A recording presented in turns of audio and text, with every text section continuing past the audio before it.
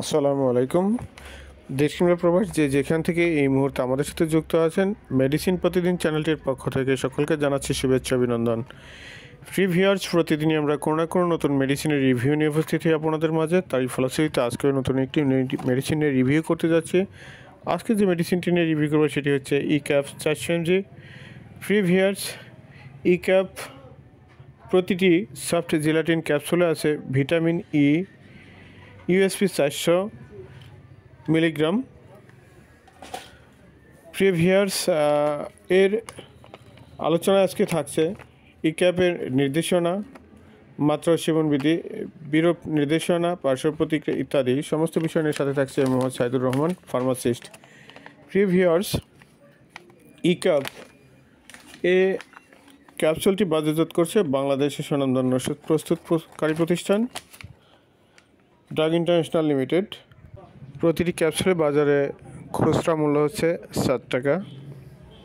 প্রিভিয়ার্স নির্দেশনায় vitamin E এর অভাবজনিত রোগের চিকিৎসায় ও প্রতিরোধে গর্ভবতী দুগ্ধদানকারী মাতা নবজাত শিশুদের ভিটামিন ই এর অভাবে রক্ত স্বল্পতা চিকিৎসায়, অ্যাঞ্জিনা পেক্টোরিস ও কোলেস্টেরল আধিক্য, ক্যান্সার ও শেষ রজনীতে পায়ের খিঁচুনি চিকিৎসায় এবং ইন্টারমিটেন্ট কন্ডিশন, ফাইব্রোসিস্টিক ব্রেস্ট রোগ, ক্যান্সার, অস্টিওআর্থ্রাইটিস চিকিৎসায় ভিটামিন ই এর ব্যবহার দেখা যায়। এছাড়া ভিটামিন ই অ্যাথলেটিক পারফরম্যান্স বৃদ্ধির সহায়ক, তাছাড়া স্কিন এবং চুলের উজ্জ্বলতা বাড়াতে সহায়তা করে।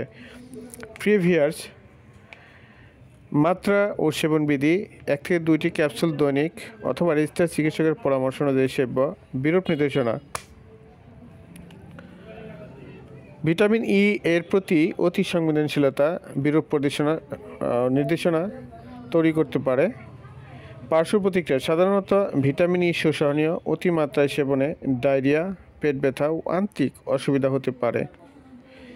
প্রিভিয়ার্স, আমাদের রিভিউটি ভালো লাগলে অবশ্যই লাইক, কমেন্ট, শেয়ার করবেন। আর সবার আগে প্রতিটি ভিডিও পেতে অবশ্যই আমাদের চ্যানেলকে সাবস্ক্রাইব করে রাখবেন। প্রিভিয়ার্স, সবার আগে একটি কথা, যে প্রতিটি ওষুধই রোগের তারতম্য, রোগীর বয়স এবং দৈহিক ওজনের উপর নির্ভর করে এর ডোজ নির্ধারণ করা হয়ে থাকে। সেহেতু একজন রেজিস্টার্ড চিকিৎসকের পরামর্শ ব্যতীত এই ওষুধটি সেবন করা মোটেও ঠিক নয়। প্রিভিয়ার্স, আশা করছি আজকের রিভিউটি আপনাদের কাজে আসবে। পরবর্তী রিভিউ পর্যন্ত সকলে ভালো থাকবেন। আজকের রিভিউ পর্যন্তই। আল্লাহ হাফেজ।